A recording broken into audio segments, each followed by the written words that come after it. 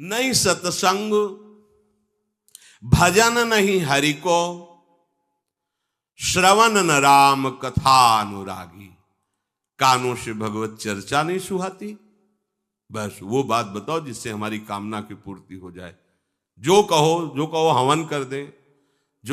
ये हवन से, ये ताबीज बांधने से, ये घोड़े की नाल की अंगूठी पहनने से ये बुरा लगेगा सबको। कुछ नहीं होता, कुछ नहीं होने वाला।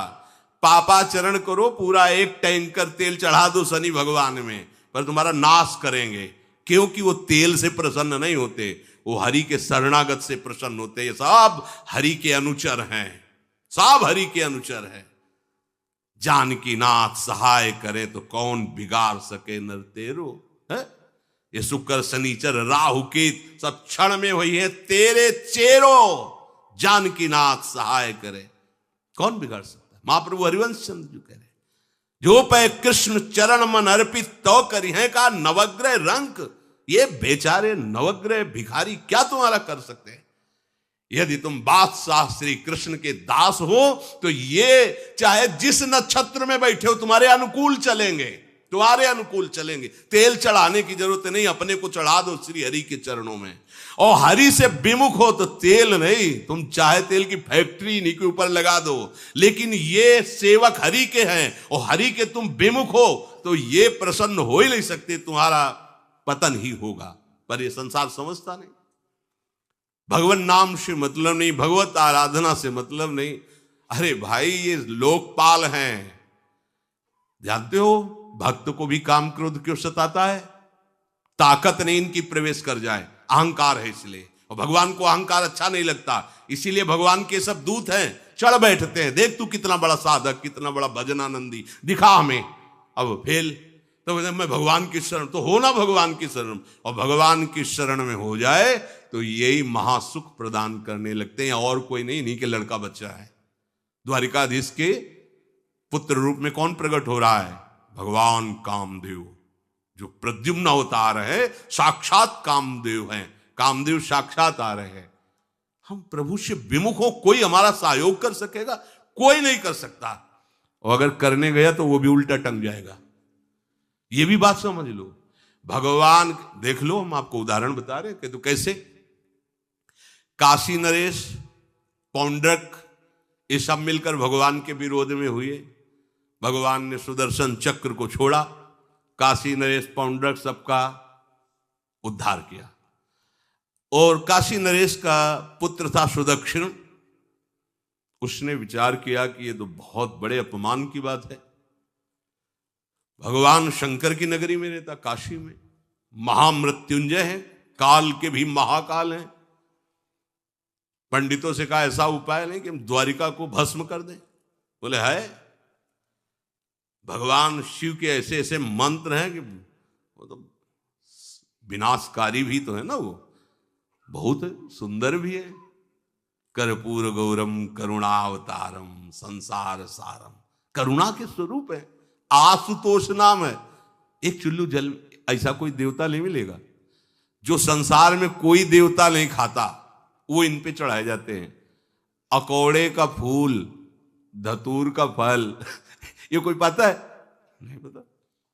इतने से वो प्रसन्न, इसीलिए वो आशुतोष रीझ जाए तो पूरा नगर का नगर सोने का ऐसे दे दिया, लंका उन्हीं दे दिया।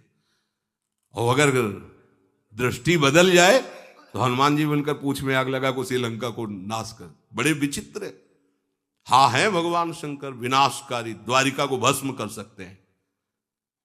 आराधना की सुदक्षिण ने बड़े बड़े विद्वान बुलाए, काशी तो विद्वानों की नगरी, और ब्राह्मणों की विद्वता तभी सार्थक है जब प्रभु में उसका समापन हो। विद्या कौन? जो भगवान से मिला दे। अविद्या कौन? जो अहंकार माया में लगा दे। तो उन विद्वानों की ये समझ में नहीं आया कि किसके विरोध में मुझे अनुष्ठान में बैठालना है। बैठ गए, अनुष्ठान शुरू किया, तो मंत्रों में ताकत तो है ही। भयंकर कृत्या प्रकट हुई, विश्व का विनाश करने की सामर्थ्य रखने वाली। मंत्रों के द्वारा उसे प्रेरित किया, जाओ द्वारिकापुरी को ही भस्म कर दो। और ये पता नहीं था कि द्वारिकापुरी ब्रह्मा की बनाई हुई नहीं है। सारी की सारी शक्तियां ब्रह्मा की बनाई हुई चीज पर बिगाड़ सकती हैं, लेकिन चिदानंद धाम में इनका तो प्रवेश ही नहीं। अब दूर से द्वारिका में दिखाई दिया, भयंकर ज्वाला में कृत्य आ रही। लोग भागकर भगवान के पास गए, प्रभु कोई भयानक मंत्र से आविष्ट होकर कृत्य आ रही जो नष्ट करना चाहती द्वारिका। तुम्हें घबराने की जरूरत नहीं, ना बताने की जरूरत है। द्वारिका हर समय सुदर्शन से सुरक्षित है, और सुदर्शन कोई जड़ चक्र नहीं है, वो चैतन्य भगवत पार्षद है। जब जहां जैसा अवसर आता है वैसा वो रूप रख लेते हैं। एक को मारना है तो 100 अरे वाले, हजारों को मारना है तो 1000 अरे वाले, और अगर पूरा सिस्टम विनाश करना है तो अनंत अरे वाले सुदर्शन चक्र हो जाते हैं। और जब सेवा ये नहीं होती तो हाथ जोड़े भगवान के पास खड़े रहते हैं। ये कोई जड़ वस्तु नहीं है कि तलवार है भगवान की तो तलवारें बनी खड़ी रहेगी, नहीं, पार्षद स्वरूप है। आवश्यकता हुई वही कौमुदी की गदा सुदर्शन, ये सब दिव्य है। पांचजन्य शंख सुदर्शन चक्र सेवा में थे। भगवान ने आदेश किया, देखो क्या है, सुदर्शन चक्र ने दौड़ाया कृत्या को, वहीं चल जहां से आई तू, वहीं ले गए जहां पंडित लोग सब सावधान, मंत्र से अपने को सुरक्षित किए। ये बड़े खतरनाक अनुष्ठान होते हैं, जो मारण अनुष्ठान होते हैं, बहुत खतरनाक होते हैं। मतलब अगर सही माने में वो भगवत आराधक नहीं है तो फिर नष्ट भी कर देंगे, ऐसा नहीं। तो एक प्रसंग आता है कि एक शालिग्राम भगवान को नचा करके पैसे लेते थे। बहुत से लोग इकट्ठा हो गए, तो चमत्कार को देखने वाले संसारिक जन होते हैं, तो ऐसे शालिग्राम रखते, ऐसे करते, शालिग्राम ऐसे ऊपर उठते, ऐसे ऐसे ऐसे ऐसे नचाते, और लोग अरे देखो भगवान इनके इशारे से नाच रहे हैं। ऐसा एक भक्त तो उसी नगर में एकांत में भजन करते थे, बड़े कई शिष्य उनके थे, भिक्षा मांगने हो गए। उन्होंने देखा, आके गुरुजी से, उनका ऐसा भक्त कभी कर ही नहीं सकता। भगवान का भक्त अपने भगवान को प्रदर्शन नहीं बनाता, ये तो कोई तांत्रिक है, भक्त नहीं है। भक्ति की अलग संज्ञा होती है। ये कोई तंत्र सिद्ध आदमी है जो भक्ति का नाटक करके लोगों को ठग रहा है। बोले महाराज फिर आपको चलना चाहिए, क्योंकि हजारों लोग उससे प्रभावित हो रहे। बोले हम गए तो उसका सब बंद हो जाएगा, ये दुकान मकान। बोले चलो ना महाराज, बड़ा ऐश्वर्य जमा हो रहा था, लोग भेंट, वो गए, बस अंदर से नाम जप करते हुए जो खड़े हुए, तो कुछ नहीं, कोई भी उसका मंत्र, वो आसपास दृष्टि डाला, कौन आया नया, उसी में देखे फटे पुराने कपड़े पहने, तेज से चमकते हुए भक्त। तो उनका तुम चले जाओ यहां से। तो उनका नहीं, हम चले जाने के लिए नहीं आए, हम आपको बताने आए, ये नाटक मत करो। अगर सही आराधना करो इनकी तो ये लोग क्या देंगे, ये तो परम पद दे देंगे, शालिग्राम भगवान है, आप भगवान का ऐसा प्रदर्शन करते हो। अब लोगों का विरोध शुरू हुआ, क्योंकि इतने बड़े संत जब बोल रहे तो सब लोग, अब उसको बहुत बुरा लगा कि हमारी तो सारी दुकान बंद हो गई। अब एकांत में जाकर उसने मूठ का प्रयोग किया। ये मारण होता है मंत्रों से, एक खप्पर में आग जैसी जलती है, उसमें अभिषिक्त करके भेजा जाता है, और जिसके पास भेज दिया गया वो उल्टी में खून, शौच में खून, 2-4 जितना समय रखा गया उसके अनुसार मर जाएगा वो। पर ये साधारण लोगों के, भजनानंदियों के ऊपर नहीं। भजन वाले मत डरे, साप ताप रोग शोक, किसी का श्राप भी आपको छू नहीं सकता। कोई ताप, कोई दोष, कोई रोग, कोई मारण, कोई मूठ, किसी की सामर्थ्य नहीं। राधा राधा राधा, जिनके चरणों में सुदर्शन चक्र बसता है वो है किशोरी जी, जो लाल जो हाथ में रखते हैं ना, श्री जी के चरण चिन्हों में सुदर्शन चक्र है। वो मूठ गई महात्मा की कुटिया के सामने, और बस जैसे मक्खियां भिनभिनाती ऐसी आवाज आई, बस वैसे नाच रही थी बाहर। तो वो डेहरी के पास आए और उनका, हमारे दृष्टि में भगवान की सिवा कोई नहीं, आप में भी भगवत शक्ति है, क्या आप ये नहीं समझते हैं कि निरपराध के लिए मारण किया गया है? हमारे में सामर्थ्य है, हम आपको अभी नष्ट कर सकते हैं। अरे भगवान के नाम में आप जाओ और उनको दंड दो। कोई मंत्र नहीं पड़े थे, मूठ वापस हुई, और मुंह से खून, शौच से उन्हीं के त्राहिमाम मच गया। फिर उनको लगा कि मुझे जाना चाहिए उसकी रक्षा के लिए, गए, भगवान नाम स्पर्श करते हुए ऐसे माथे पे हाथ, सब शांत हो गया। बोले अब अवसर हम दे रहे हैं, अब नाम जप कर लो, नाटक बंद करो। उस चरणों में गिरा, उसी दिन शिष्य बन गया। तो तो सुदर्शन चक्र ने कृत्या को नष्ट नहीं किया, वहां द्वारिका में दौड़ाया। जब काशी पहुंची, काशी भगवान विश्वनाथ जी के त्रिशूल में बसी हुई है और शिव की दृष्टि से सुरक्षित है। जो वहां श्रद्धापूर्वक वास करे उसका मोक्ष अनिवार्य है, तारक मंत्र देकर शिव करते हैं।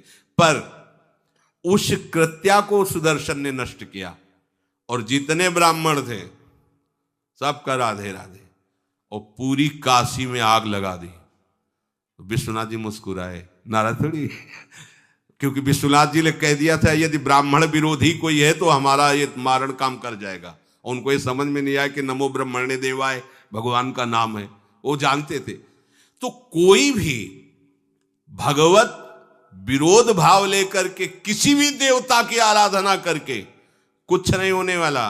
किसी भी देवता, एक तांत्रिक बहुत वो संतों को परेशान करता था, धर्म सम्राट स्वामी श्री करपात्री जी महाराज, ये बहुत पुरानी बात नहीं है। उन्होंने संतों ने आगे बताया कि बहुत अपमान कर देता है। उन्होंने कहा ठीक है, गए, हाँ भाई शुरू हो जाओ तुम, जितना तुम्हारे पास तंत्र है हम एक भी मंत्र नहीं बोलेंगे, दंड लिए हुए हम एक भी मंत्र नहीं बोले, हम केवल खड़े हैं, तुम प्रयोग करो। वो जो उसके तंत्र के प्रयोग, नारायण नारायण नारायण नारायण, कुछ नहीं बोले। अब हम प्रयोग करें तो उठा, साष्टांग दंडोत हुआ, बोले आप धर्म सम्राट करपात्री जी हैं क्या? क्योंकि इतनी सामर्थ्य केवल उन्हीं में है जो मुझे रोक सके। दूसरे बोले बंद कर दो, दोबारा शिकायत नहीं आनी चाहिए हमारे पास। तंत्रों में बड़ी सामर्थ्य होती है, लेकिन भगवान में अनंत सामर्थ्य होती है, अनंत सामर्थ्य होती है। इसलिए हमें कभी भी प्रभु से विमुख होकर कोई भी देवता बचा लेगा ऐसा सोचना भी नहीं कि हम किसी की आराधना करके, ऐसा नहीं, वही आपको नष्ट कर देगा। भरत जी को, जड़ भरत जी को पकड़ ले गए जो चोर लोग थे, दस्यु लोग। उन्होंने देवी जी को कहा, बड़ा भ्रम है यार, वो जगत माता है, अम्मा है सारे जगत की, और बकरे की बलि दे लेते। उनका बच्चा बकरा नहीं हुआ क्या? जब जगन माता है, जगदम्बा है, जगद अम्बा है वो, तो क्या ये छोटे छोटे जीवों को जो बलि देते हैं, क्या उनको ये पता नहीं कि ये उनकी अम्मा है? उनके सामने काट रहे हो, मां तो मुझसे प्रसन्न होगी। काट लो, अभी अवसर आएगा तब तुम्हें पता चलेगा। अब वो जो पकड़ के लाया गया था मनुष्य बलि के लिए, तो वो दस्युराज, एक बाजार सी लगी थी, उत्सव मनाया गया, उसे कहा गया था जो मनावे सो खाओ। तो जहां जाता अच्छे अच्छे पदार्थ खाता। तो दुकान वाले ने खा ले, थोड़ी देर बाद गड़ासा चले गए। बोले क्यों? तो बोले तुम्हें पता नहीं क्या? बोले नहीं। बोले बलि के लिए लाए गए हो। अब तो जलेबी मुंह की मुंह में रह गई कि इसके बाद गड़ासा चले। आसपास देखा तो रक्षक इधर उधर थे, भाग लिया। अब रक्षकों ने देखा कि वो तो है ही नहीं। अब उनको बड़ा भय लगा। अब वहां कोई फोटो थोड़ी खींची गई थी कि बलि किसकी चढ़ानी है। अब वो भागे, महाराज ये बैठे थे पद्मासन में, जड़ भरत जी ब्रह्माकार वृत्ति, इन्हीं को पकड़ ले गए। बढ़िया तगड़ा तंदुरुस्त है। और दस्युराज ने कहा बलि का जो वो लाया गया, वो हाँ महाराज, अष्ट देख के प्रसन्न हो गया। तेजो में हष्ट पुष्ट ब्रह्माकार वृत्ति इनकी। बोले स्नान करवाओ। सालों से स्नान नहीं हुआ तो को उपटन लगा के स्नान कराया। खीर पुआ रबड़ी रसगुल्ला सामने भोग लगाओ, दबा के खूब खीर पूरी रबड़ी पाई। अब वो तो भगवान के प्रेमी भक्त हैं, ब्रह्माकार स्वरूप है, अपने स्वरूप में स्थित है। इसके बाद तिलक लगाया। बोले गर्दन झुका। भरत जी अंदर से कह खीर खाया ना, अब गर्दन भी झुका, गर्दन भी कटेगी। भक्त की गर्दन यदि श्रद्धा से झुके तो ठीक, अगर जबरदस्ती से झुका दिया तो तुम झुकाने लायक नहीं रह जाओगे, भी ध्यान रखना। क्योंकि ये गर्दन अब गर्दन नहीं, ये किसी और की शान बन चुकी है। भक्त की गर्दन किसी की शान है और वो उनकी शान है जो सबकी जान है। देवी जी की मूर्ति में आग लग गई, दाह शक्ति पैदा हो गई। जे ही जड़ भरत जी का शरीर ऐसे किया, फाड़ करके मूर्ति भद्रकाली प्रकट हो गई। और जो गड़ासा काटने उसी को उठाया, काट काट के उन्हें दस्युराज से लेकर समस्त सांप को काट करके खून की होली खेल दी।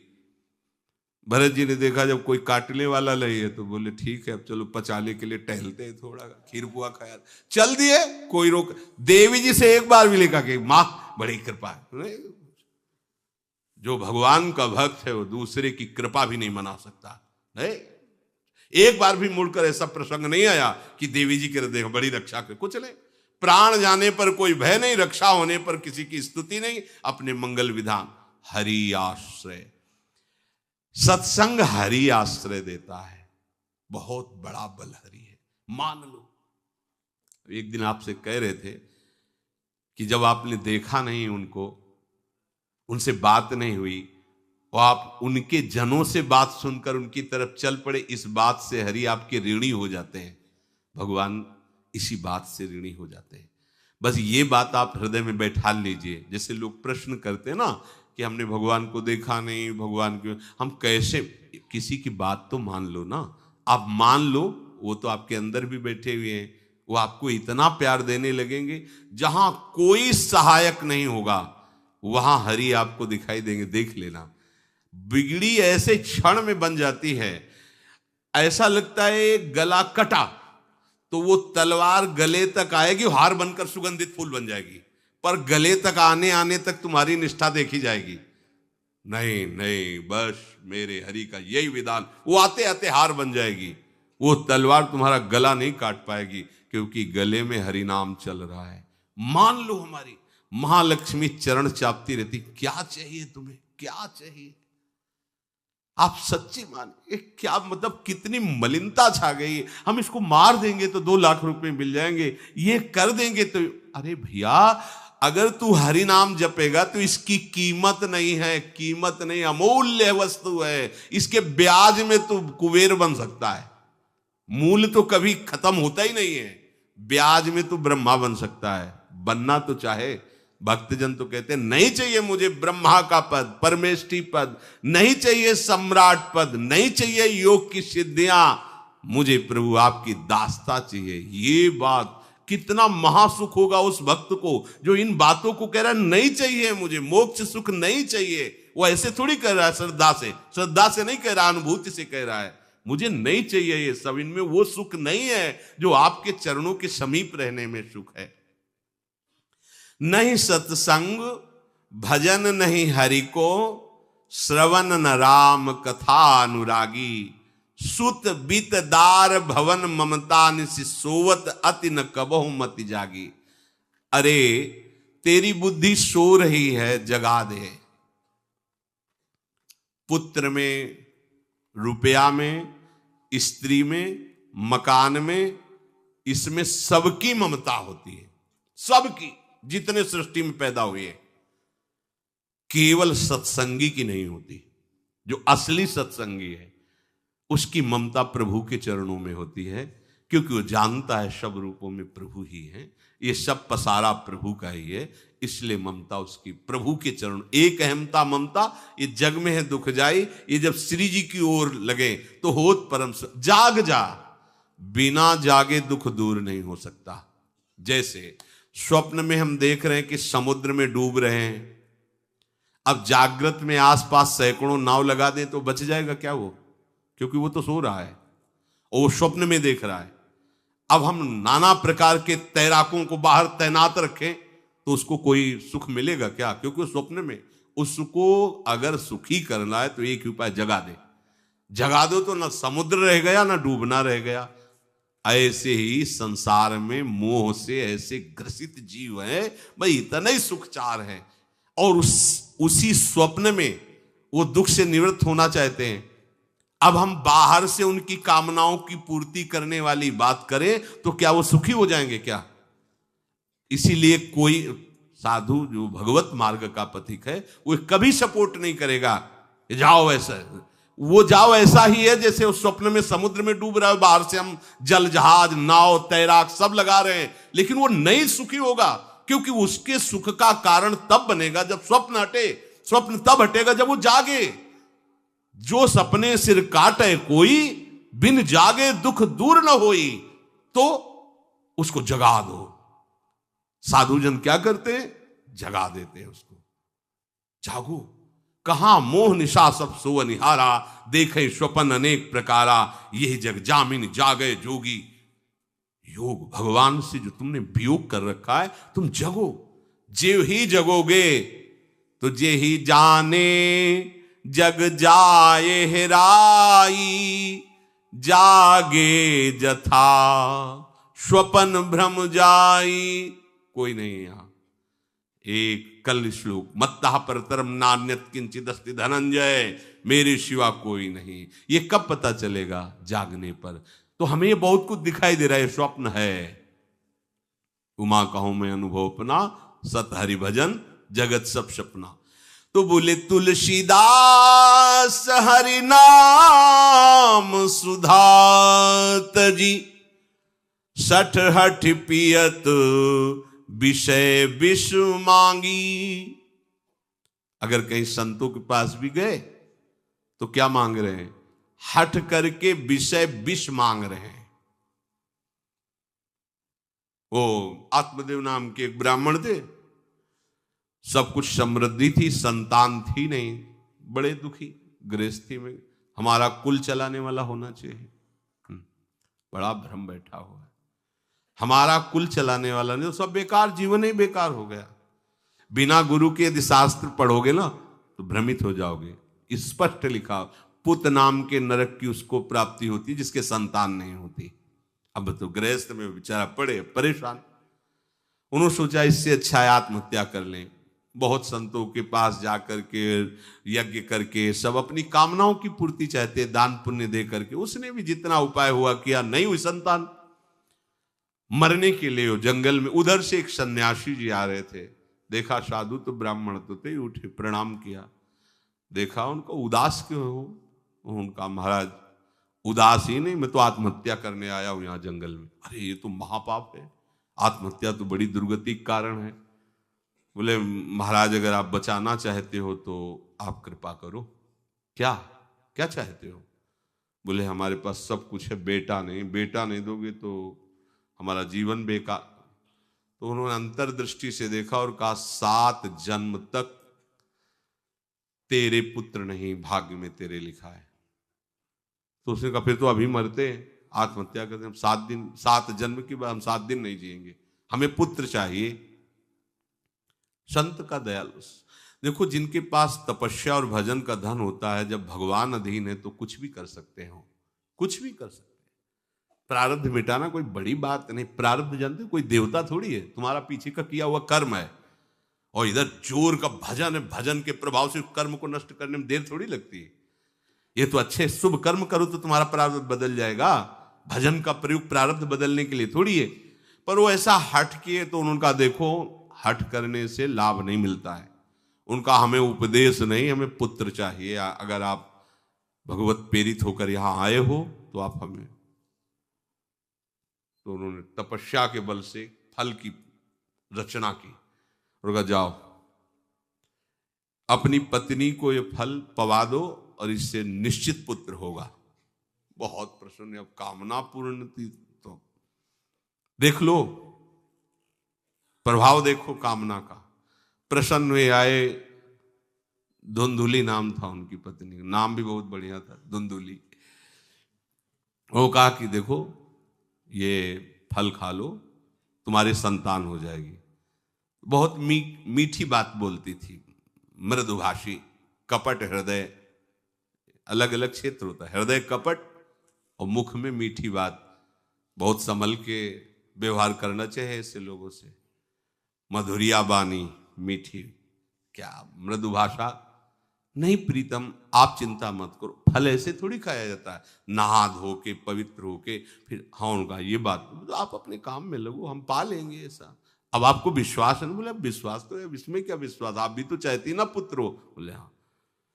वो जो ही गए सो अपनी बहन को बुलाया और कहा सुनो, अभी तो हम 4-5 रोटी कढ़ी चावल सब पा लेते हैं, पूड़ी खीर पुआ। जब गर्भ रहेगा तो पेट तो उसी से भरा रहेगा, तो हमारा भोजन रुक जाएगा। बोले हाँ ये तो बात है। जब पेट बढ़ेगा, अगर घर में आग लग गई तो फिर हम भाग नहीं पाएंगे, तो हम जल जाएंगे। ये निगेटिव सोच वाले लेते। और पंडित जी तो इसी बात में लगे हैं कि गर्भ रह जाए तो क्या करें, तुम्हारा हम खाएंगे तो है नहीं पक्की बात, पर करें तो क्या करें, पंडित जी को कैसे समझ। तो उनका देखो एक बात है, हमारे गर्भ है, हमारे कई लड़के हो चुके हो, गरीबी है ही है हमारे यहाँ, तुम कुछ पैसा दे देना और ये नाटक करना कि मैं गर्भवती हूं, बच्चा समय होने पर हम पहुंचा देंगे, हम घोषित कर देंगे हमारा बच्चा मर गया। तो पंडित जी को तुम नाटक में बताते रहना कि गर्भ है, बच्चा हो जाए, पंडित जी कह देना बच्चा हो गया है, तो बोले दूध पिलाने की समस्या आएगी, तो बोले ये तुम कह देना कि पहला पहला बच्चा है हमारे वक्षा स्थल में दूध नहीं, हमारी बहन का था तो मर गया बच्चा, तो उनको बुला लेती तो बात बन जाएगी, बढ़िया बात हो गई।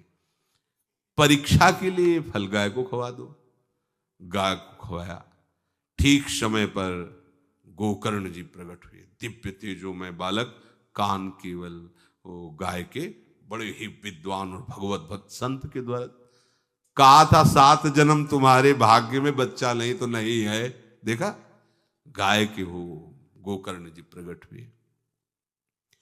उधर उनके जो बच्चा पैदा हुआ वैसे ही नाटक के द्वारा पहुंचा दिया गया, वैसे ही पूरा जैसा पहले पक्का हुआ। अब उसने कहा कि हमारे तो स्तनों में दूध नहीं, हम अपनी बहन को बुला लें, उनका बच्चा मर गया। हाँ हाँ हमारा बच्चा स्वस्थ होना, आप बुला लो, उसको हम धन भी देंगे, वो हमारे बच्चे की सेवा कर। अपने नाम से जोड़ करके उसका नाम रखा धुंधकारी, धुंधुली और धुंधकारी, अज्ञान का साक्षात स्वरूप। और जैसे ही वो अवस्था बढ़ती गई तो उसके पापाचरण बढ़ना शुरू हुए, बच्चों के साथ खेलता, खेलते हुए बच्चों को उठा लेता और कुएं में डाल देता, मतलब घोर अत्याचार। गोकर्ण जी हर समय भजन साधन शास्त्र स्वाध्याय, जब और बड़ा हुआ तो माता जी को अपने डंडों से रोज पूजन करता, पिताजी को गाली लात थप्पड़, पिताजी तो रो पड़े। गोकर्ण जी से कहा कि बेटा हमारी गाय से प्रकट हुए पर भरोसा आप ही का है, बचा सकते हो, तो बोले पिताजी जाओ यहां से, भाग जाओ यहां से, एकांत जंगल में जाकर भगवान श्री हरि का भजन करो। उन्होंने 2 श्लोकों में उपदेश किया। दूसरा श्लोक ये, धर्मम भजस्व सततम त्यज लोक धर्मान, सेवन सदा साधु पुरुषं जहि काम तृष्णाम, अन्यस्य गुण दोष चिंतन मास मुक्त्वा, सेवा कथा रसम हो नितराम पिबत्वम। हे पिताजी अब तुम लोक धर्म का त्याग करके भागवत धर्म को स्वीकार करो, एकांत में जाकर साधु महापुरुषों के संग से उनके उपदिष्ट उपदेश के अनुसार आचरण करो, प्रभु की लीला कथा सुनो, ना कोई कामना ना कोई तृष्णा, किसी के गुण दोष का वर्णन मत करना और सदैव भगवत सेवा भावना में रहना, इसी जन्म में तुम्हें भगवत प्राप्त। वो तो उधर गए, इतनी पिटाई की उसने माँ की कि माँ कुएं में गिरकर आत्महत्या कर ली। फिर तो मनमानी आचरण, कुछ वैश्याओं को रखा और चोरी करके लाया। वैश्याओं ने सोचा किसी दिन पकड़ा जाएगा ये और हम, तो उसके हाथ पैर बांध दिए, चारपाई में ला के मुख में अंगार डाल, वो मरा भयानक प्रेत। कामना ने क्या किया, सर्वनाश। किसी को हरि विमुख होकर कभी सुख मिल सकता है? आप संतों के पास जाइए, अपनी कामना रखिए। हम ये नहीं कहते कि कामना तुम त्याग पाओगे, कामना रखिए, भगवान के पास जाइए, अपनी कामना रखिए, क्योंकि आप कामना से युक्त हैं। पर छूट इतनी दे दीजिए कि जिसमें हमारा मंगल हो वो करना। जैसे नारद जी भगवान से अपनी कामना रखते हैं कि हमारा ब्याह करवा दीजिए, और बाद में एक छूट दे देते हैं कि जेहि विधि होए नाथ हित मोरा। तो हरि को अच्छा लगेगा, गुरुजनों को अच्छा लगेगा कि इस कामना से इसका कोई जीवन बाधित नहीं होगा, वो पूर्ण भी कर देंगे। और अगर लगा कि इसका पतन हो जाएगा तो आप रोते रोते भी कामना की पूर्ति नहीं करेंगे। उत्तम बात तो ये है कि कामना हरि की प्राप्ति की करो, वो सर्व सुख स्वरूप हैं। किसी का अन्य आश्रय अन्य बल ना लेते हुए अपने श्यामा श्याम के चरणों का आश्रय लेकर निरंतर भजन करो तो ये अनुभव हो जाएगा कि सुख किसे कहते हैं। अभी तुम्हें परिचय ही नहीं मिला, सुख किसे कहते हैं। सुख सच्चिदानंद है, सुख एक रस है, सुख अविनाशी है। वो सुख सदैव बढ़ता रहता है, घटता कभी नहीं। एक रस होते हुए भी प्रतिक्षण वर्धमानम है, कभी कभी अंत नहीं होता इस सुख का। ऐसे अनंत सुख के लिए हमें मनुष्य जन्म मिला है। प्यारे इसे मत खोइए, हर समय राधा राधा राधा राधा राधा, और किसी को दुख मत दीजिए, कोई गंदा नशा मत कीजिए, कोई गंदे आचरण मत कीजिए, गंदा भोजन मत कीजिए जिससे अन्य जीवों को कष्ट हो, ऐसा कोई भोजन स्वीकार मत करो। इसी जन्म में आप देख लेना, इसी जन्म में आपको वो वस्तु मिल जाएगी, निहाल हो जाओ। हम किसी पक्षपात की बात नहीं करते।